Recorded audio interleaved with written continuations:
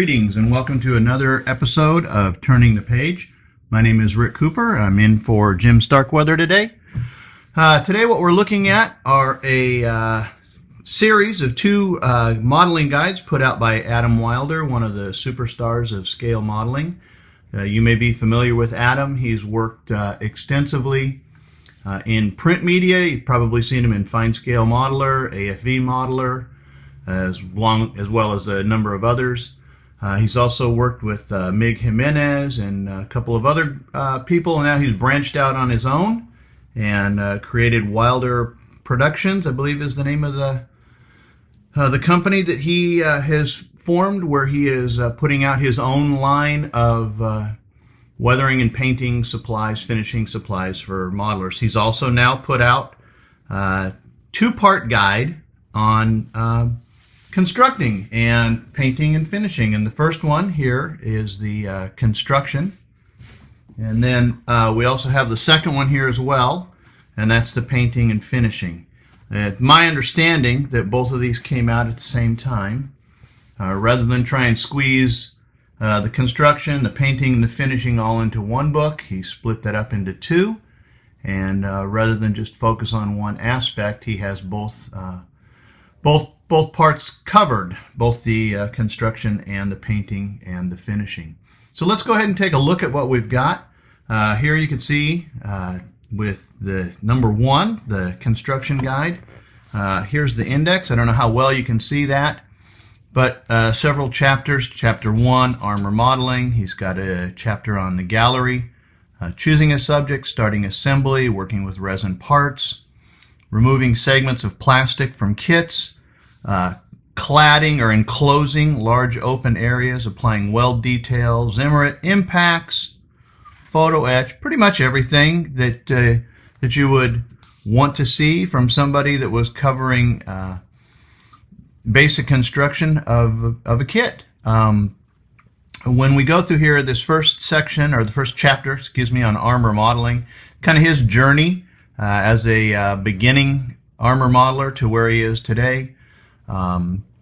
It's his take on forums and Facebook, model clubs, chapters, shows, competing, and just, you know, kind of his kind of basic journey from beginning modeler to the guy that we know today.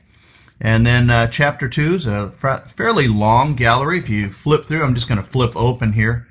There are several of these as you flip through, and I'll try not to go too quick, that you may have seen before in print media. He also has an extensive YouTube channel that he has numerous how-to videos on that have been very helpful for me. So anyway, just a nice gallery of some very, very well done kits. Probably you can see here the biggest chapter broken up into several sections, choosing a subject, and that covers all of your basic fundamentals: cutting, cleaning, sanding, pin marks, gluing, texturing, basic grab handles, wiring, assembling track. The one thing that I did like about this book, probably, I don't know, I want to say more than most anything here, the photography in here is very, very clear. It's easy to follow. No real issues here at all. If you are looking for somebody to give you a good guide to move your modeling from whatever level you're at now to the next level, this would certainly be a great place to start. And I'm just kind of flipping through here. Assembling track. One of the nice things that I did notice in here is that if we can come back here, we see all of the different kinds of track that he covers in the volume. Your basic link to link, your rubber band tracks, your kind of modified in between. You've got your ferrule tracks and your model casting. And he gives a section on how to put together, in the best way possible, each one of those different kinds of track, depending on what it is that you are working with or what you prefer to work with, or maybe even if you are just thinking about working with a new style of track that you might not have used before. Working with resin parts, removing pieces from kits, but you can see through here just some very nice clear photography. Very, very well done. You really just can't go wrong with this at all. Weld detail, making your own weld marks. This is the Zimmerit section where he's showing some actual examples of different Zimmerit patterns on different vehicles, and then different ways to put Zimmerit actually on a plastic model. So really nice volume, beautiful clear photography. Like I said, if you are looking for a way to move your modeling from one level up to the higher level, you just can't go wrong with that. Volume 2 is, or part 2 I guess, is the painting and finishing guide.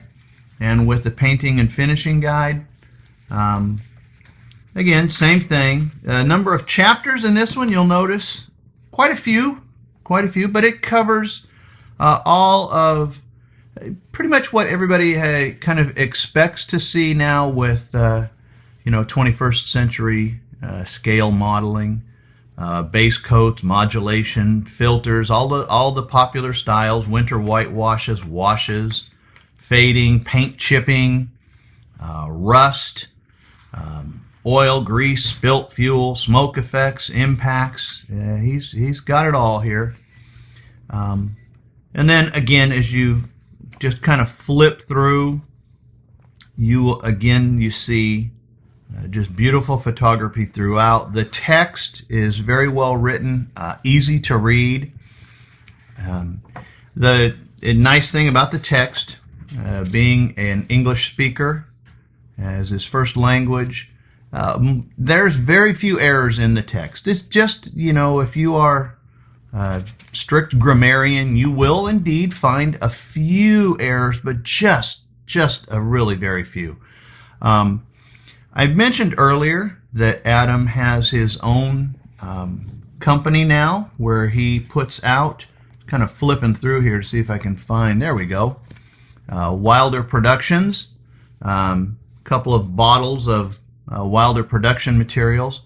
But one of the things that I did appreciate about this volume is that it is not simply one of those things that, and we've all seen them before, where you have 150 to 200 pages and it is really just a large advertisement for somebody's line of finishing products and paints and whatever. Here, even though he does have his own line of materials, he pulls extensively from a number of other companies that most of us are familiar with, and probably that all of us have at some level or another on our workbench. Here you can see Tamiya, Life Color. As we flip through here, you'll find his own brand of things that he's used to show you how to create a particular effect. Then also other things, there's oil paints, making chalk marks on vehicles here, markings and insignia, Solvaset, kind of your basic, but here you can see more Tamiya that he uses. He uses Humbrol, he uses MIG, he uses, well, here's a good one. There's a Humbrol, there's some MIG that he uses in here. So it's not just Vallejo materials. It is not really just one of those things where he shows you some great techniques, but the only way that he shows that you can get those techniques is by buying his particular product. I'm sure he would like you to buy him. Here he's got some of his in there, but yeah, I think he also understands that that not everybody is going to just drop whatever they've got and jump immediately to a new product, a new line of products. That people have things on their workbench sometimes that are older than some of the other modelers that are around. I know I do, and so he draws extensively from those, and it's not just with my product is the only way that you can achieve these kinds of results. So I did appreciate that. That was kind of nice to nice to see that. But again, through here you can see nice, clear photography. I will tell you, if there's any knock on this at all, the captions are very well written. But the one thing here, photos 18 through 22, sometimes you do get a caption where he covers more than one photo in the caption. And so some people I know don't like to have the captions all kind of run together like that. And he does that a few times in here. But like I said, that's only if I'm trying to find some kind of knock that I can put on this. That would be really about the only thing. Other than that, the materials that he uses are easily accessible to most modelers. The photography is clear. The explanations are easy to understand. The captions, even though sometimes they do double up on the captions are easy to follow along with what he's done in the photographs, so that I find that it's a fairly easy thing to replicate most of his techniques. I have not run into anything that with just the smallest amount of practice that I couldn't replicate myself. So if you are looking at building an LVT that looks something like this grungy old fella here, you know, this book would be a great place to start. So that's really about all that I have here. The only thing I want to finish up with is that the back of the book does have all of the addresses, the internet addresses for some of the things that I spoke about, plus a little bit more. Here's his YouTube channel. Here is his Facebook channel, and then 3 different internet addresses that you can contact him with. This was published by AFV Modeller, so that if that helps to give you an idea of what kind of quality you're getting in the photography here, you know, that's great. So this is it. Adam's Armour, Guide 1 and Guide 2, Construction and Painting and Finishing. And they are both from Adam Wilder and published by AFV Modeller. And I would give 2 thumbs up, one thumb for each one of these 2 volumes. And that's about all I have today, and hope you've enjoyed it. Thank you very much.